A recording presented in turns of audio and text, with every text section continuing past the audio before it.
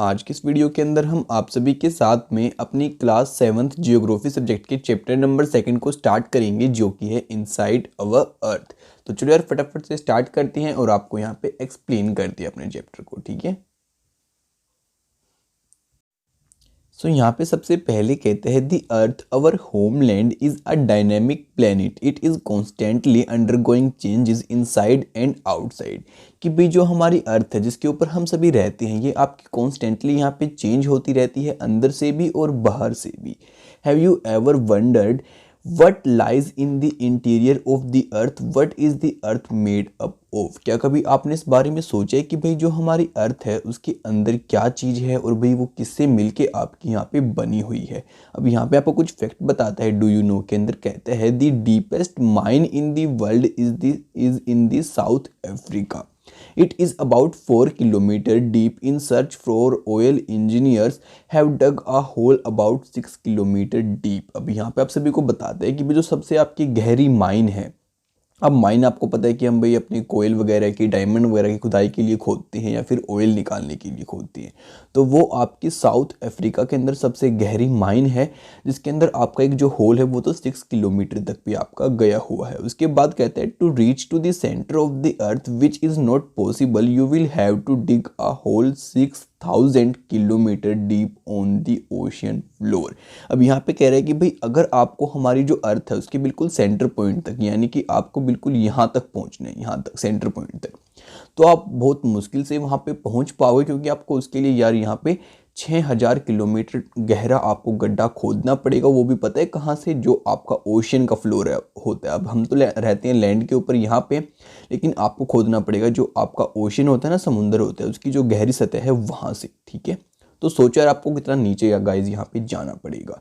उसके बाद चलो यार अब आपको बताते हैं इंटीरियर ऑफ द अर्थ के बारे में। अब कहते हैं just like an onion the earth is made up of several concentric layers with no inside another.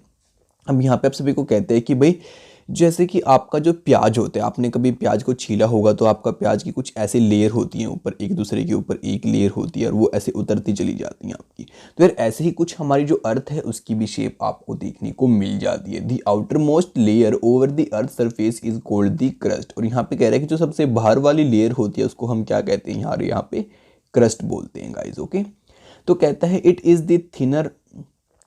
The thinnest of all the layers, और ये सबसे पतली लेयर भी आपकी मानी जाती है क्रस्ट, ठीक है। It is about 35 kilometre on the continental masses and only 5 kilometre on the ocean floor. कहते हैं कि भाई जो आपका ओशन का फ्लोर होता है वहाँ पे तो आपकी सिर्फ 5 किलोमीटर रहती है, और जो आपका कॉन्टिनेंट होता है वहाँ पे रहती है ये 35 किलोमीटर के अराउंड, ठीक है।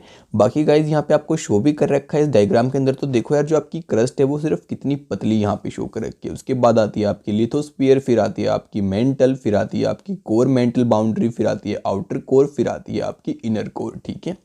तो बाकी एक बार चलो मैं आपको ड्रॉ करके भी बता देता हूँ। देखो सबसे पहले आती है आपकी यार यहाँ पे इनर कोर, ठीक है। उसके बाद आती है आपकी जो आउटर कोर होती है, आउटर कोर के बाद आती है आपकी आउटर कोर की बाउंड्री, फिर आती है गाइज आपकी यहाँ पे मेंटल के बाद आता है आपका यार यहाँ पे लिथोस्फीयर, उसके बाद आती है गाइज आपकी पतली सी क्रस्ट। तो आप सोच सकते हैं अर्थ के सेंटर तक पहुंचना कितना मुश्किल हो सकता है हमारे लिए, ठीक है। बाकी चलो यार आपको आगे एक्सप्लेन कर। तो कहता है the main minerals constituent of the continental mass are silica and alumina, it is thus called SiEl। और यहाँ पे आप सभी को कहते हैं कि जो सबसे मेन चीज हमारी रहती है इसके अंदर वो रहती है आपकी सिलिका और एल्यूमिनिया, और इन दोनों को मिला के हम क्या कह देते हैं CiAl, ठीक है। SI का मतलब आपका हो गया सिलिका और Al का मतलब हो गया एल्यूमिना। अब कहते हैं the oceanic crust mainly consist of silica and magnesium, it is therefore called the CiMa और SiMa। और यहाँ पे कह रहा है कि भाई जो आपकी ओशियनिक क्रस्ट होती है, अब यानी कि जो आपके समुद्र के ऊपर की क्रस्ट होती है वो वाली, उसके अंदर होता है मेनली आपका जो सिलिका होता है और मैग्नीशियम होता है, इसलिए इसको हम कहते हैं सीमा, ठीक है। SI का मतलब हो गया आपका सिलिका और Ma का मतलब हो गया मैग्नीशियम, ठीक है। अब कह रहा है just beneath the crust is the mantle which extends up to the depth of 2900 kilometre below the crust. अब यहाँ पे आप सभी को कह रहा है कि भाई जस्ट आपकी क्रस्ट के नीचे आती है आपकी मेंटल वाली लेयर, यानी कि ये वाली लेयर, ठीक है। और जो ये वाली आपकी लेयर रहती है इसकी जो गहराई रहती है आपकी वो 3000 से बस आप लगा लो 100 ही कम रहती है, ठीक है। यानी कि आपकी 2900 किलोमीटर के करीब आपकी रहती है। और भाई ये आपकी थोड़ी अंदर वाली लेयर गाइज इसकी रहती है। उसके बाद कह रहा है the inner most layer is the core with a radius of about 3500 kilometre. और उसके बाद आती है गाइज आपकी जो कोर होती है वो, जिसकी रेडियस आपकी यहाँ पे 3500 किलोमीटर के आसपास होती है। It is mainly made up of निकल and iron and it is called the NiFe। और यहाँ पे कह रहा है बेसिकली ये आपकी निकल और आयरन इसके अंदर हमें देखने को मिलता है और इसलिए हम इसको कहते हैं NiFe। Ni का मतलब हो गया निकल और Fe का मतलब हो गया आपका फेरस, दैट इज आयरन भी है, उसको हम कह देते हैं। Okay, the central core has very high temperature and pressure. और यहाँ पे कह रहे हैं कि भाई जो आपकी सेंट्रल कोर रहती है यहाँ पे बहुत हाई प्रेशर और टेम्परेचर रहता है। और गाइज ये तो ऑब्वियस ही बात है। अब आप एक बात देखो, आप बिल्कुल नीचे खड़े हो, आपके ऊपर दबाव दिया जा रहा है इस वाली लेयर का भी, इस वाली लेयर का भी, इस वाली लेयर का भी, ये तो यहाँ पे यार बहुत ज़्यादा प्रेशर और टेम्परेचर तो आपका हो ही जाएगा। ठीक है, उसके बाद गाइज आपको ये जो फिगर दिखा रखी है ये आपको शो करिए कॉन्टिनेंटल क्रस्ट और जो आपकी ओशियानिक क्रस्ट होती है उन दोनों को। ठीक है, तो यार ये तो है आपकी गाइज कॉन्टिनेंटल वाली, ठीक है, और ये है आपकी ओशियानिक वाली। और यहाँ पे आपको क्या देखने को मिलता है, सीमा। ठीक है, और यहाँ पे क्या देखने को मिलता है आपको, सियाल। तो आप इस बात को यार यहाँ पे याद रखना, और सीमा का मतलब और सियाल का मतलब आपको पता होना चाहिए। उसके बाद ऊपर शो कर रखा है आपको कॉन्टिनेंटल क्रस्ट, ये कॉन्टिनेंट हो गई, ये आपका ओशन हो गया, और इसकी ओशियानिक क्रस्ट आपको यहाँ पे शो कर दी। ओके, उसके बाद अब हम बात करते हैं आपकी रॉक्स एंड मिनरल्स को लेकर, यानी कि जो आपके पत्थर होते हैं और मिनरल्स होते हैं उनका क्या सिस्टम आपका यहाँ पे रहता है। तो कहता है the earth crust is made up of various type of rocks, कि भाई जो हमारी अर्थ की क्रस्ट होती है वो अलग अलग तरीके की आपकी जो रॉक्स होते हैं, पत्थर होते हैं, उनसे मिलकर बनी होती है। Any natural mass of mineral matter that make up the earth crust is called a rock. और यहाँ पे आप सभी को कह रहा है कि भाई कोई भी नेचुरल मास हो गया जो कि आपका मिनरल मैटर होता है, जो कि आपकी अर्थ क्रस्ट को बनाता है, उसको ही हम यहाँ पे क्या कह देते हैं, रॉक कह देते हैं। Okay, rocks can be different colour, size and texture. और जो आपकी रॉक्स होती हैं वो अलग अलग साइज की हो सकती हैं, अलग अलग कलर की हो सकती हैं, और अलग अलग टेक्सचर की आपकी हो सकती हैं।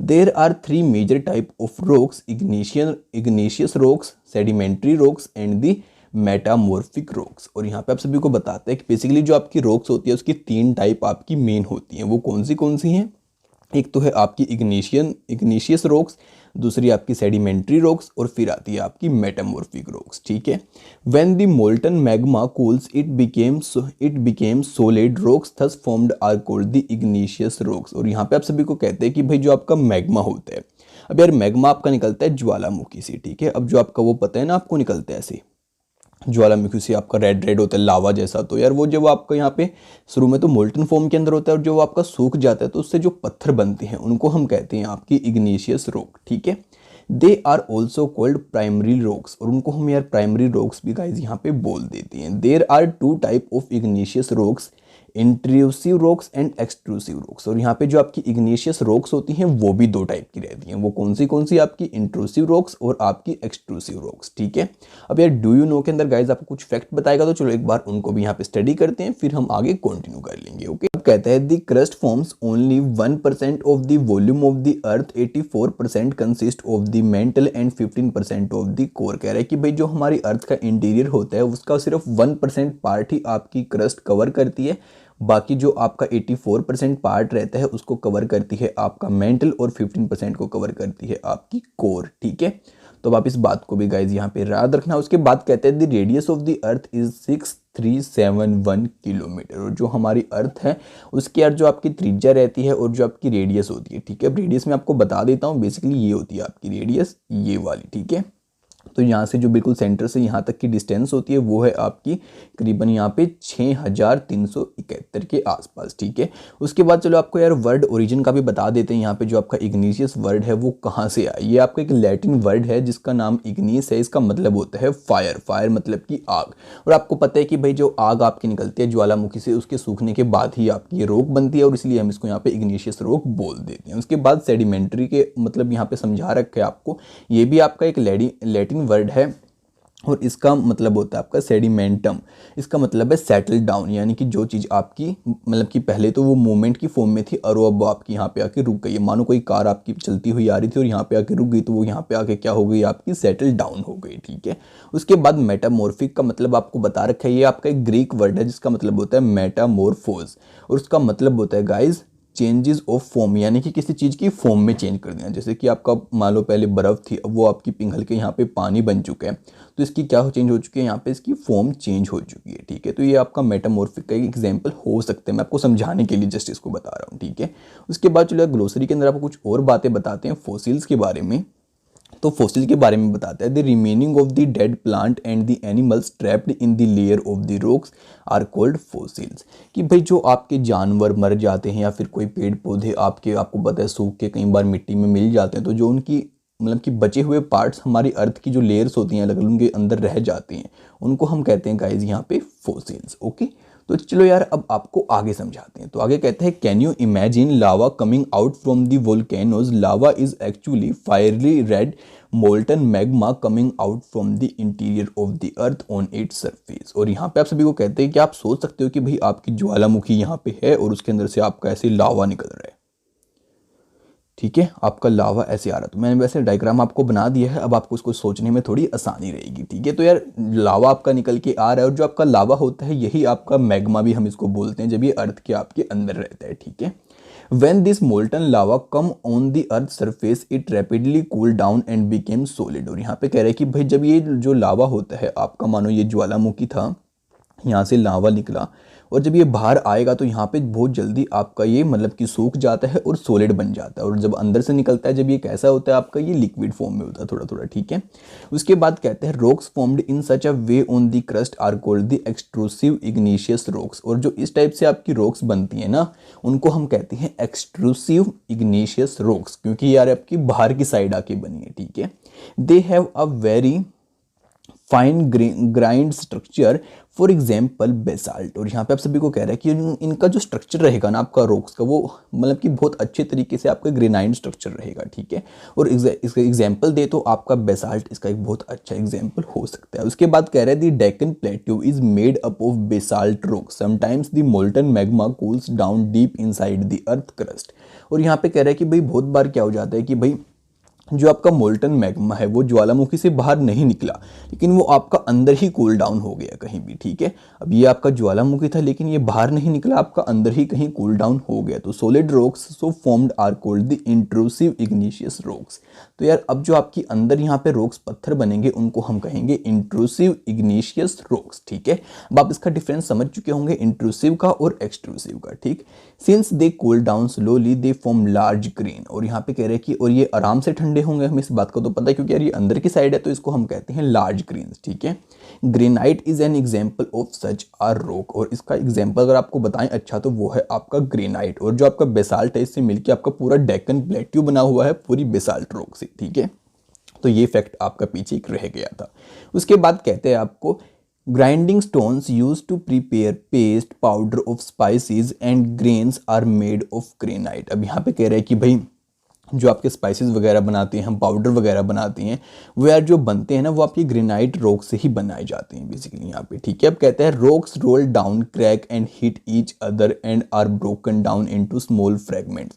अब क्या हो रहा है कि भाई आपकी जो पत्थर होते हैं धीरे धीरे पुराने होते चले जाते हैं, उनके अंदर दरारें पड़ जाती हैं, फिर वो टूट जाते हैं, बिखर जाते हैं और छोटे छोटे पार्ट्स के अंदर टूटते चले जाते हैं, यानी कि फ्रेगमेंटेड होते जाते हैं।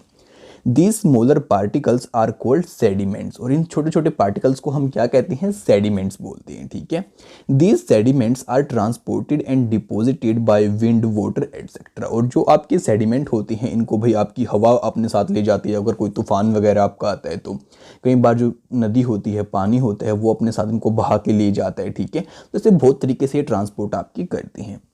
These loose sediments are compressed and harden to form layer of rocks. और फिर धीरे धीरे क्या हो जाता है कि भाई आपके कंप्रेस होती हैं, बहुत हार्ड होते चले जाते हैं और ऐसे हो जाते हैं कि बाद में मिलके ये एक रॉक को बना सकते हैं। These types of rock are called the sedimentary rocks. और यहाँ पे इस टाइप के जो आपकी रॉक्स बनते हैं, पत्थर बनते हैं, उनको हम कहते हैं सेडिमेंट्री रॉक्स। ठीक है, for example sandstone is made from grains of sand. और यहाँ पे जो आपका सैंडस्टोन बनता है ना गाइज, वो आपकी ग्रेन्स ऑफ सैंड से ही बनता है। This rocks may also contain fossils of plant, animals and the other micro organisms that once lived on them.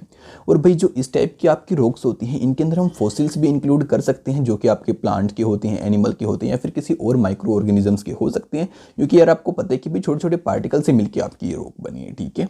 अब कहता है igneous and sedimentary rocks can change into metamorphic rocks under the great heat and pressure. और भाई जो आपकी दोनों rocks होती हैं ना, इग्निशियस भी और सेडिमेंट्री भी, दोनों आपकी मेटामॉर्फिक रॉक बन सकती हैं अगर उनको हाई हीट मिल जाए और प्रेशर मिल जाए तो, ठीक है। जैसे कि आपको इस फिगर के अंदर गाइस यहाँ पे शो भी कर रखा है। For example clay changes into slate and limestone into marble. अब जो आपकी क्ले होती है उसको हम एक स्लेट के अंदर भी चेंज कर लेते हैं, और जो आपका लाइमस्टोन होता है उसको हम एक मार्बल के अंदर भी यहाँ पे चेंज कर लेते हैं, ठीक है। अब यहाँ पे आपको शो कर रखा है sedimentary rocks turned into a metamorphic rock की वो कैसे आपकी चेंज यहाँ पे हो गई है। उसके बाद कहते हैं rocks are very useful to us. अब जो यार ये रॉक्स हमारे पत्थर होते हैं हमारे लिए बहुत यूजफुल रहते हैं, ठीक है। The hard rocks are used for making road, houses, buildings. और जो आपकी ज़्यादा हार्ड रॉक्स होती हैं उनका यूज़ हम अपनी बिल्डिंग्स बनाने के लिए भी कर लेते हैं, रोड बनाने के लिए भी कर लेते हैं, और बहुत बार तो घर बनाने के लिए भी कर लेते हैं। You use stones in many games. और आपने भाई मतलब कि गेम्स वगैरह के अंदर भी स्टोन्स का यूज़ करते होगे जो कि हम बचपन में खेलते हैं। फॉर एग्जाम्पल 7 स्टोन्स पिट्ठू, हुप स्कूज, सतपू, किट किट, 5 स्टोन्स गिट्ठी। Find out some more such games by asking your grandparents, parents, neighbourhood etcetera. ऐसे कुछ आपके पुराने गेम थे जो कि हम खेलते थे पत्थरों के साथ में। आप बाकी अपने ग्रैंड पेरेंट्स यानी कि अपने दादा दादी से भी पूछ सकते हैं, वो आपको ज़्यादा बता देंगे इसके बारे में, ठीक है। तो बाकी यार गाइज आपको यहाँ पे एक्टिविटी दे रखी है लेट्स डू के अंदर, और कहता है collect picture of some monuments and find out which are the rocks used to build them. 2 pictures have been collected for you. अब कह रहा है कि आप कोई भी ऐसे मोनूमेंट्स ढूंढो, मतलब कि अपने आप से उनकी पिक्चर्स को देखो और फिर पता लगाओ कि भाई ये कौन से पत्थर से मिलके आपकी बनी हुई है। The red fort is made up of red sandstone. अब जो आपकी रेड फोर्ट है वो रेड सैंडस्टोन से मिलके आपकी यहाँ पे बनी हुई है, ठीक है। The Taj Mahal is made up of white marble. और जो आपका ताजमहल है वो वाइट मार्बल से मिलके बना है, ठीक है। अब कहते हैं you will be surprise to know that one type of rocks changes to other type under certain conditions in a cyclic manner। कि भाई आप इस बात को जान के यहाँ पे हैरान हो जाओगे, सरप्राइज हो जाओगे जब आपको पता लगेगा कि भाई आपकी बहुत सारी टाइप की ऐसी रॉक रहती हैं जो कि अपने आप को कुछ टाइम के बाद दूसरे टाइप की रॉक में बदल लेती हैं अपने आप से कुछ कंडीशंस के अंदर एक साइक्लिक मैनर में, ठीक है। This process of transformation of rock from one to another is known as the rock cycle. और जो ये ट्रांसफॉर्म करना होता है ना, यानी कि इस कंडीशन से इस कंडीशन में जाना, इसको हम कहते हैं रॉक का साइकिल, ठीक है। बाकी आपको आगे बताते हैं तो कहते हैं you have already learned when the molten magma cools it solidify to became a igneous rock. कि आप इस बात को तो जान चुके हैं कि भाई आपके जो ज्वालामुखी से जब लावा निकलता है या आपका जो मोल्टन मैग्मा होता है अंदर, जब वो आपका कूल डाउन हो जाता है, ठंडा हो जाता है, तो आपकी इग्निशियस रॉक यहाँ पे बन जाती है। These igneous rocks are broken down into small particles। और आगे चल के आपकी जो ये igneous rocks होती है छोटे छोटे पार्टिकल्स में टूट जाती है और ये ट्रांसपोर्ट हो जाती है आपकी कैसे, पानी के जरिए, हवा के जरिए और भी बहुत सारी चीज़ों के जरिए, ठीक है। और फिर बाद में जब ये डिपॉजिट होके एक रॉक बनाते तो उसको हम कहते हैं आपकी सेडिमेंट्री रॉक। तो देखा आपकी कंडीशंस ने और टाइम ने कैसे एक रॉक को दूसरी फॉर्म में यहाँ पे चेंज कर दिया, और पहले वो इग्निशियस रॉक थी और अब आपकी वो सेडिमेंट्री रॉक यहाँ पे बन चुकी है। When the igneous and sedimentary rocks are subjected to heat। और यहाँ पे कह रहे हैं कि अगर आपकी जो igneous rock है और sedimentary rock है उनको हीट दी जाए एंड प्रेशर भी दिया जाए, they change into the metamorphic rock। तो वो आपकी metamorphic rock में बदल जाती हैं। The metamorphic rocks which are still under great heat and pressure melt down to form molten magma। और अगर हम उसको भी ज़्यादा हीट देंगे ना, आपकी मेटामॉर्फिक रॉक को और ज़्यादा हीट और प्रेशर देंगे, तो वो आपका अगेन से मोल्टन मैग्मा के अंदर कन्वर्ट हो जाएगा। This molten magma again can cool down and solidified into an igneous rock. और आगे चल के फिर आपका जो मोल्टन मैग्मा है ये अगेन से ठंडा होगा और फिर इससे इग्निशियस रॉक आपकी बन जाएगी, ठीक है। तो अब आपको ये साइकिल समझ में आने लगा होगा आपकी रॉक का, ठीक है। तो कहता है rock are made up of different minerals. Minerals are naturally occurring substance which have certain physical properties. अब कह रहा है कि जो आपकी रॉक्स होती हैं अलग अलग मिनरल से मिलकर बनी होती हैं, और जो आपका मिनरल होते हैं ना वो आपका नेचुरल सब्सटेंस होता है, उसकी एक कुछ अलग अलग सभी की यहाँ पे फिजिकल प्रॉपर्टी रहती है और कुछ केमिकल कंपोजिशन भी उनकी रहती है। Minerals are very important to human kind. और यहाँ पे कह रहे हैं कि जो हम सभी ह्यूमन बींग्स हैं हमारे लिए जो मिनरल्स होती हैं बहुत ज़रूरी हैं। Some are used as fuels, for example coal, natural gas and petroleum. कुछ मिनरल्स को हम एज ए फ्यूल की तरह यूज़ करते हैं, जैसे कि आपका कोयल हो गया, नेचुरल गैस हो गया और पेट्रोलियम हो गया। They are also used in industry, iron, aluminium, gold, uranium, etc. in medicine in fertiliser etcetera. और बहुत सारों को हम अपना वैसे भी यूज़ करते हैं, जैसे कि आपका आयरन हो गया, एल्यूमिनियम हो गया, गोल्ड हो गया, यूरेनियम हो गया, और कुछ को हम मेडिसिन बनाने में यूज़ करते हैं, कुछ को हम अपनी खेतों के लिए खाद बनाने में यूज़ करते हैं। ठीक है, बाकी यार गाइस आपको इस डायग्राम के अंदर पूरा मतलब साइकिल शो कर रखा है कि भाई पहले आपका मैग्मा आया, फिर इग्निशियस रॉक बनी, फिर सेडिमेंट बने, फिर सेडिमेंट्री रॉक बनी, और फिर आपकी मेटामॉर्फिक रॉक बनी। ठीक है, तो इसी के साथ गाइज अपना चैप्टर यहाँ पे एंड हो जाता है। बाकी आप एक्सरसाइज को खुद से ट्राई कर सकते हो, और नेक्स्ट चैप्टर की वीडियो आप सभी को बहुत जल्दी देखने को मिल जाएगी। तो उसको सबसे पहले देखने के लिए चैनल को सब्सक्राइब करना बिल्कुल भी मत भूलना। और अगर आपको वीडियो अच्छी लगी तो इसको जरूर से यार लाइक कर देना, और शेयर तो यार पक्का कर ही देना। तो आपसे मिलते हैं अगली वीडियो में बहुत जल्दी, तब तक के लिए दोस्तों बाय बाय।